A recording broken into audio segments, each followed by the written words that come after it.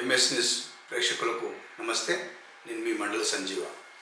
ఈరోజు ఈనాడు వార్తలోని ముఖ్యాంశాలను ఒకసారి చూద్దాం మిత్రులారా.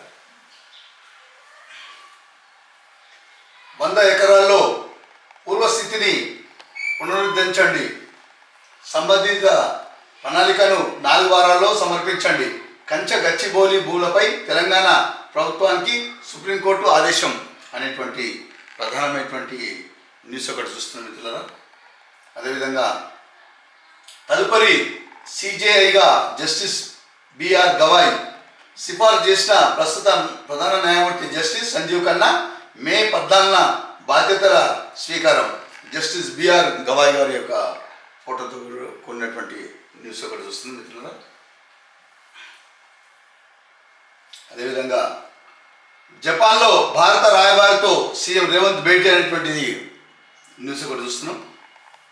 కోర్టు ఆదేశాలను పాటిస్తాం, గచ్చిబౌలి భూముల విషయంలో సుప్రీంకోర్టు ఆదేశాలను తూచా తప్పకుండా పాటిస్తామంటూ రాష్ట్ర ఐటీ శాఖ మంత్రి దుద్దిల శ్రీధర్ బాబు ఒక ఫోటోతో కూడినటువంటి వార్త ఒకటి కనిపిస్తుంది మిత్రులారా. జేఈ మెయిన్ ర్యాంకుల విడుదల నేడు అనే న్యూస్ ఒకటి చూస్తున్నాం.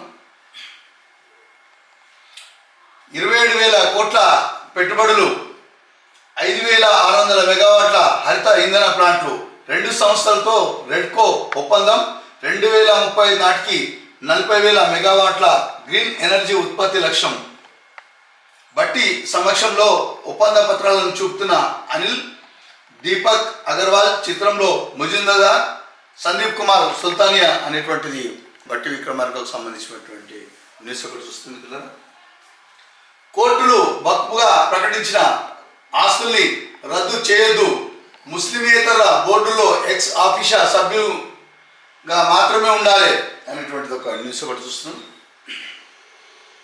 అన్నదాతల కన్నీటి రాశులు, తేమ తాలు పేరిట కొనుగోలు కేంద్రాల్లో జాప్యం, అకాల వర్షాలకు తడిసిపోతున్న ధాన్యం కాపాడుకుందామన్న పట్టాలు కరువు, కొర్రీలు భరించలేక మిల్లర్లకు విక్రయం.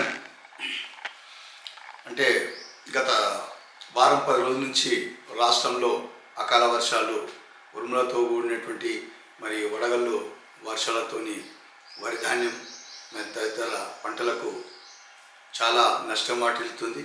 ఆధ్యాత్మిక కేంద్రాలుగా అభివృద్ధి చేయాలి. కేంద్ర మంత్రి బండి సంజయ్ తెలంగాణలోని వేములవాడ, కొండగట్టు, ఇల్లందకుంట ప్రాంతాలను ఆధ్యాత్మిక విశ్రాంతి కేంద్రాలుగా అభివృద్ధి చేయాలని చెప్పేసి బండి సంజయ్ కేంద్ర మంత్రి రాజ్నాథ్ సింగ్తో బండి సంజయ్ మాట్లాడుతున్నటువంటి విషయం ఒకటి చూస్తుంది కదా. అదేవిధంగా మిషన్ భగీరథలో ప్రభుత్వం విఫలం, హరీష్ రావుకు సంబంధించినటువంటి న్యూస్ ఒకటి చూస్తున్నాం. కడుపులో 2 కూనలతో పాటు వేటగాళ్ళ ఉచ్చుకు బలైన చిరుత, వేటగాళ్ళ ఉచ్చులో చిక్కుకున్న చిరుత కడుపులో నుంచి బయటపడ్డ కూనలు అనేటువంటిది ఈ ఫోటోతో ఉన్నటువంటి చిరుతపుల్లకు సంబంధించినటువంటి న్యూస్ ఒకటి చూస్తున్నాం. గచ్చిబౌలి వ్యవహారం, స్మిత సబర్వాల్కు నోటీసులు, స్పందించని ఐఏఎస్ అధికారిని అనేటువంటి న్యూస్ ఒకటి చూస్తున్నాం. నైని గనిలో బొగ్గు ఉత్పత్తి ప్రారంభం, ప్రజాభవన్ నుంచి పర్చువల్గా గనిని ప్రారంభించి మాట్లాడుతున్న బట్టి మొట్టమొదటిసారి బొగ్గు ఉత్పత్తి చేసినటువంటి విషయం మీద ఫోటోతో కూడినటువంటి వార్త ఒకటి చూస్తుంది. అదేవిధంగా భావితరాల కోసం భూములను రక్షించుకోవాలి, సుప్రీంకోర్టు ఆదేశాలను స్వాగతించిన కేంద్ర మంత్రి కిషన్ రెడ్డి, అనుమతులన్నీ తీసుకున్నాకే పనులు చేపట్టాం. ఆ 400 ఎకరాల ప్రభుత్వ బంజరు భూములు 2004లోనే నాటి ప్రభుత్వం అభివృద్ధి పనులకు కేటాయించింది. సుప్రీంకోర్టులో దాఖలు చేసిన అఫిడవిట్లో సిఎస్ శాంతికుమారి వెల్లడైనటువంటిది ఫోటోతో కూడినటువంటి న్యూస్ ఒకటి చూస్తున్నాం మిత్రులారా. ఆ 100 ఎకరాల్లో పూర్వస్థితిని పునరుద్ధరించండి న్యూస్ కూడా ఒకటి చూస్తున్నాం. సుప్రీం ఆదేశాలను స్వాగతిస్తున్నాం, బారాస నేతలు కేటీఆర్, హరీష్ రావు ఒక న్యూస్ ఒకటి చూస్తున్నాం మిత్రులారా. విద్యార్థులపై దాడులు, ఉన్నత విద్యాభ్యాసం కోసం భారత్ నుంచి ఏటా ఎంతోమంది విద్యార్థులు విదేశాలకు వెళ్తున్నారు. అక్కడ తరచూ దాడులకు గురవుతున్నారు. ఒక్కోసారి మన విద్యార్థులు ప్రాణాలు సైతం కోల్పోతున్నారు. అధికారిక లెక్కల ప్రకారం అమెరికా, కెనడా, రష్యా, యూకే ఇలా 12 దేశాల్లో గడిచిన 5 ఏళ్లలో 91 మంది భారతీయ విద్యార్థులపై దాడులు జరిగాయి. వారిలో 30 మంది ప్రాణాలు కోల్పోయారు. ఆ యొక్క లిస్ట్ ఒకటి చూద్దాం. కెనడా 27 మంది దాడులకు గురైనారు. అందులో 16 మంది మృత్యువాత పడ్డటువంటి వారుగా చూస్తున్నాం. అదేవిధంగా రష్యా 15-0, యూకే 12-1, జర్మనీ 11-1, అమెరికా 9 మంది వెళ్తే దాడులకు గురైతే 9 మంది మృత్యువాత పడ్డటువంటి విషయం గమనించాలి. ఆస్ట్రేలియాలో 4-1, Ireland 4-0, Italy 3-0, Philippines 3-0, China 1-1, Kyrgyzstan 1-1, Iran 1. మిత్రులారా, ఒక విషయం మనం ఇక్కడ గమనించాలి. తల్లిదండ్రులు మేము పడ్డ బాధలు, ఇబ్బందులు మా పిల్లలకు రావద్దు, మరి మా బిడ్డ సంతోషమే మా సంతోషంగా భావించి మరి ఎన్నో కష్టాలకు మరి గురై వారికి ఉన్నటువంటి ఆస్తిపత్రాలను బ్యాంకులకు తనఖాగా పెట్టి లోన్లు తీసుకొని మరి ఇంకా కూడా ఈ 2 రూపాయలు 3 రూపాయలకు వడ్డీ కూడా తెచ్చి కూడా వాళ్ళ బిడ్డలకు మరి ఉన్నత విద్యాభ్యాసం కోసం మరి విదేశాలకు పంపిస్తున్న వారిలో ఈ విధంగా దాడులు జరుగుతున్నాయి. ఆ దాడులలో కూడా మృత్యువాత పడుతున్నటువంటి వారిని చూస్తే ఎంతో బాధ అనిపిస్తుంది. ప్రత్యేక వర్ణం తాజాకు చిహ్నం, ముద్రతో గుడ్లు పక్కదారి పట్టకుండా కట్టడి. అంగన్వాడీ కేంద్రంలో ప్రత్యేక రంగు ముద్రతో గుడ్లు, అంటే రాబో కాలంలో ఈ యొక్క గుడ్ల పంపిణీలో ఎలాంటి అవకతవకలు జరగకుండా ఈ విధంగా చిహ్నాలతోటి ఒక ముద్రతోని సరఫరా చేస్తున్నట్టు మహిళా శిశు సంక్షేమకు సంబంధించినటువంటి వార్త ఇది మిత్రులరా.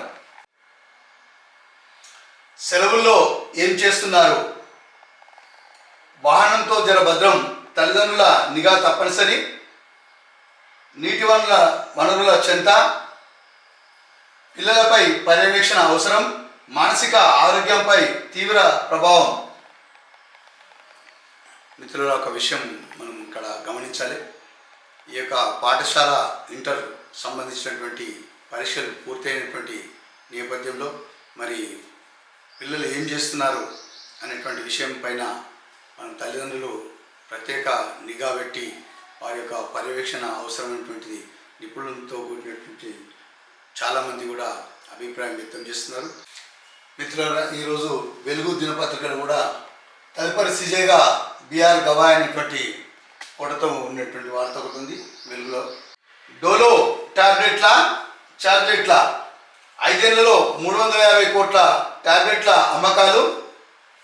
జ్వరం వచ్చినా, తలనొచ్చినా, ఒంట్లో కాస్త నలతగా అనిపించినా సరే డోలో 650 టాబ్లెట్ల మింగడం భారతీయులకు అలవాటుగా మారిందని డాక్టర్లు ఆందోళన వ్యక్తం చేస్తున్నారు. ముఖ్యంగా కరోనా తర్వాత డోలో వాడకం విపరీతంగా పెరిగిపోయింది అని చెప్తున్నారు. ఈ టాబ్లెట్ల అమ్మకాలు గతంలో కంటే రెట్టింపు అయినట్లు ఆ కంపెనీ గణాంకాలు వెల్లడిస్తున్నాయని అన్నారు. అయితే సాధారణ పరిస్థితుల్లో డోలో ప్రమాదకరం కాకపోయినప్పటికీ అతి వాడకం అనే అనర్థాలకు దారితీసే అవకాశం ఉందని డాక్టర్లు హెచ్చరిస్తున్నారు. శరీరంలో ఏ అస్వస్థతకైనా జ్వరం ఒక లక్షణం. పదే డోలో టాబ్లెట్లు మింగడం వల్ల జ్వరం తగ్గుతుంది, కానీ శరీరంలోని అసలు వ్యాధి మరుగున పడుతుందని, డోలో అతివాడకం వల్ల దీర్ఘకాలికంగా లక్షణాలు కూడా మరుగున పడిపోయి వ్యాధి నిర్ధారణ ఆలస్యం అవుతుందని ఆందోళన వ్యక్తం చేస్తున్నారు. అంటే మిత్రులు ఒక విషయం గమనించాలి. మరి డాక్టర్ యొక్క పర్యవేక్షణ లేకుండా, డాక్టర్ యొక్క ప్రిస్క్రిప్షన్ లేకుండా డోలో విపరీతంగా మరి మెడికల్ షాప్లకు వెళ్ళి స్వయంగా తీసుకొని మరి అడ్డగోలుగా వాడుతున్నారు. జ్వరం వచ్చినా, ఎలాంటి లక్షణాలు కనిపించినా ఇది మంచిది కాదు. రాబోయేటువంటి కాలంలో ఈ యొక్క వేరేటువంటి భాగాల మీద, శరీర భాగాల మీద తీవ్రమైనటువంటి ప్రభావం పడుతుంది. అలా వాడకూడదు. డాక్టర్ల పర్యవేక్షణ మాత్రమే, ఏ మాత్రం డోసు వాడాలనో అంత మాత్రమే వాడాలనేటువంటి డాక్టర్లు హెచ్చరిస్తున్నటువంటి విషయం ఈ యొక్క వార్త యొక్క సారాంశం మిత్రులారా. ఈ యొక్క కంచె గచ్చిబౌలి భూముల మీద బీజేపీ అధినేత కిషన్ రెడ్డి మరియు మంత్రి కిషన్ రెడ్డికి ఇద్దరి మధ్యన వాగ్వివాదాల మీద ఒక చిట్చాట్ ఒకటి చూస్తున్నాం. తప్పు చేసి వితండవాదమా, ఇకనైనా అబద్ధాలు మాని కోర్టు చెప్పినట్టు చెట్టు నాటండి. కిషన్ రెడ్డి అర్ధరాత్రి ఫ్లడ్ లైట్ల వెలుగులో చెట్లను నరికేశారని రాష్ట్ర సర్కార్పై ఫైర్. కిషన్ రెడ్డి ఆ ఎనుగులు ఎటుపోయినాయి? ఏఐ ఫోటోలు వీడియోలతో ఫేక్ పోస్టులు పెడతావా? అదే నిజమైతే పోస్టు ఎందుకు డిలీట్ చేసినావు? కేంద్ర మంత్రిపై శ్రీధర్ బాబు ఆగ్రహం అనే ఇరు వర్గాల మీద ఒక న్యూస్ ఒకటి చూస్తున్నాం మిత్రులారా. రాజీవ్ యువ వికాసం లబ్ధిదారులకు 15 రోజుల ట్రైనింగ్. ఈ scheme game changer. Deputy CM బట్టి అనేటువంటి వార్తను కూడా చూస్తున్నాం మిత్రులారా. గాంధీ కుటుంబంపై అక్రమ కేసులు. ఇది ముమ్మాటికి కక్ష సాధింపే పీసీ చీఫ్ నిన్న ఆందోళన చేసినటువంటి ఒకటి న్యూస్ ఒకటి చూస్తున్నాం. వర్క్ బోర్డులో ముస్లింలే ఉండాలి, ఎక్సాఫిషియా సభ్యులు మాత్రమే ఏ మతం వాళ్ళైనా ఉండొచ్చు అనేటువంటిది వార్త కూడా చూస్తున్నాం. చైనాపై టారిఫ్ 245%, వైట్ హౌస్ ఫ్యాక్ట్ షీట్లో వెల్లడి అనే ఒక న్యూస్ ఒకటి చూస్తున్నాం.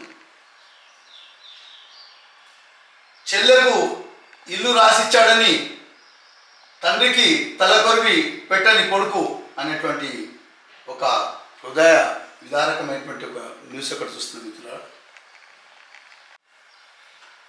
ఇంటిని తిరిగి ఇస్తామని బతిమలాడిన అంత్యక్రియలు రాలేదు. తండ్రి చితికి నిప్పు పెట్టిన చిన్న బిడ్డ. మహబూబ్ నగర్లో ఘటన. ఇంటిని ఇస్తామన్నా రాలే. అంత్యక్రియలు నిర్వహిస్తున్న చిన్న బిడ్డ రఘునందిని. ఇక్కడ చూడండి మిత్రులారా, మరి బిడ్డ తన యొక్క తండ్రి శవానికి అంత్యక్రియలు నిర్వహిస్తున్నటువంటి ఫోటో ఒకటి చూస్తున్నాం. 15 ఎకరాలు కొడుకు ఇచ్చినా కూడా కేవలం ఒక ఇల్లు మాత్రమే బిడ్డకి ఇచ్చినటువంటి వార్త కనిపిస్తుంది. దీనికి మనస్తాపం చెంది మరి కొడుకు అంత్యక్రియలకు కూడా రానటువంటి సందర్భం ఈ ఫోటోను చూస్తే కడు బాధాకరణం అని అనిపిస్తుంది. హైకోర్టుకు బీఆర్ఓ అసోసియేషన్ అంటే బీఆర్ఓలను తిరిగి తీసుకుంటున్నామని చెప్పేసి రాష్ట్ర ప్రభుత్వం ఇదివరకే వాళ్ళు ప్రకటన ద్వారా చెప్పిన విషయంపై వాళ్ళ కొన్ని అంటే శాఖాపరంగా ఇబ్బందుల మీద వాళ్ళ అసోసియేషన్ వాళ్ళు కోర్టుకు వెళ్ళిన సందర్భంలో కూడా చూస్తాం మిత్రులారా. పల్లెలో పారిశ్రామిక వాడలు, గ్రామీణ ప్రాంతాల్లో మినీ ఇండస్ట్రియల్ పార్కుల ఏర్పాటుకు సర్కారు కసరత్తు అనేటువంటిది న్యూస్ ఒకటి చూస్తున్నాం మిత్రులారా. పార్లమెంట్లో ఎంపీ చామల హాజరు 100%. సెకండ్ ప్లేస్లో చేవెళ్ళ ఎంపీ కొండ. పార్లమెంటు వర్గాలు సభ్యుల హాజరు శాతాన్ని బుధవారం విడుదల చేశాయి. ఈ యొక్క విషయంలో ఎంపీ చామల కిరణ్ కుమార్ రెడ్డి 100% హాజరైనట్టు, 2% కొండా విశ్వేశ్వరరెడ్డి గారు ఉన్నటువంటి విషయం ఒకటి చూస్తున్నాం మిత్రులారా. అదేవిధంగా ఐఏఎస్ స్మితా సబర్వాల్కు పోలీసు నోటీసులు. కంచా గచ్చిబౌలి మార్పింగ్. ఫోటోలు ఎక్స్లో పోస్టు చేసిన స్మిత ఈ నెల 11న నోటీసులు జారీ చేసిన గచ్చిబౌలి పోలీసులు. బుధవారం విచారణకు గైర్హాజరైన స్మిత సబర్వాల్ అనేటువంటిది ఫోటోతో కూడినటువంటి వార్త ఒకటి చూస్తున్నాం మిత్రులారా. 3 ఫోన్ల చుట్టే శ్రవణ్ రావు ఎంక్వైరీ. పాస్వర్డ్ చెప్పకుండా ఎత్తులు వేస్తున్న నిందితుడు. ఇప్పటికే 3 సార్లు ప్రశ్నించిన సిట్ అధికారులు. బుధవారం మరోసారి 5 గంటల పాటు విచారణ. ఈ టెలిఫోన్ ట్యాపింగ్ విషయంలో చాలామంది ఈ యొక్క గతంలో పోలీస్ అధికారులలో ఒకరైనటువంటి శ్రవణ్ రావు ఎంక్వైరీ సంబంధించినటువంటి వార్త కూడా చూస్తున్నాం మిత్రులారా. ఎస్ఎల్బిసి ప్రమాద ఘటన డెడ్ బాడీలు గుర్తించేందుకు టెక్నికల్ కమిటీ. 12 మందితో రెస్క్యూ టీమ్ ఏర్పాటు చేస్తూ సర్కారు ఉత్తర్వులు. అత్యంత సెన్సిటివ్గా జోన్గా చివరి 50 మీటర్లు. ఏమాత్రం అజాగ్రత్తగా ఉన్న రెస్క్యూ టీం ప్రాణాలకు ముప్పు. ప్రమాదంలో టీబీఎం మిషన్ ముక్కలై 200 మీటర్లు వెనక్కి. 55 రోజులుగా కొనసాగుతున్న రెస్క్యూ ఆపరేషన్ అనేటువంటి న్యూస్ ఒకటి చూస్తున్నాం మిత్రులారా. ఇక క్రైమ్ న్యూస్ విషయానికి వస్తే, చోరీ డబ్బుతో జల్సాలు చేస్తున్న దొంగ అరెస్ట్ చేసిన మహబూబాబాద్ పోలీసులు. యాక్సిడెంట్లో తల్లి కొడుకు మృతి. మెదక్ జిల్లా పట్టే పొలం తాండాల విషాదం, వడదెబ్బతో మహిళా రైతు మృతి, ఫుడ్ డెలివరీ బాయ్గా పనిచేస్తూ బైకులు చోరీ, నిందితుడిని అరెస్ట్ చేసి 18 బైకులు స్వాధీనం, కాజీపేట ఏసీపీ తిరుమల్ వెల్లడి అనేటువంటి వార్త కూడా చూస్తున్న మిత్రులారా. గంజాయి తెచ్చి అమ్ముతున్న ముగ్గురు అరెస్ట్, 5.6 లక్షల విలువైన 11 కేజీల ఎండు గంజాయి స్వాధీనం, కూతురితో అల్లుడు కలిసి ఉండేందుకు మర్డర్. ఇవి ఈనాటి క్రైమ్ న్యూస్ మిత్రులారా. నేటి నుంచి 30 వరకు భూభారతి అవగాహన సదస్సులు. ఖమ్మం జిల్లాలో భూభారతి పైలట్ ప్రాజెక్టుగా నేలకొండపల్లి. భూభారతిపై అధికారులకు పూర్తి అవగాహన ఉండాలి. ఖమ్మం జిల్లా ఇన్ఛార్జి కలెక్టర్ శ్రీజ.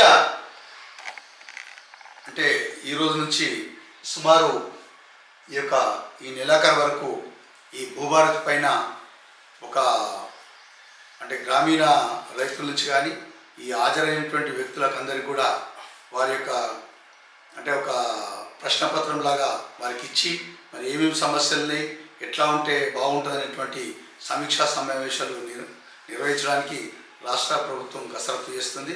మరి యొక్క రెవెన్యూ సదస్సులు మరి పెట్టినప్పుడు అందరూ కూడా పాల్గొని మరి వాటికి సంబంధించినటువంటి తగిన సమాచారం కూడా రైతులు ఇస్తే బాగుంటుందని అభిప్రాయం వ్యక్తం చేస్తున్నట్టు ఒక న్యూస్ కూడా చూస్తున్నాం మిత్రులారా. ఈనాడు వెలుగులోని వార్తలోని విశేషాలు ఈ విధంగా ఉన్నాయి మిత్రులారా. నమస్తే.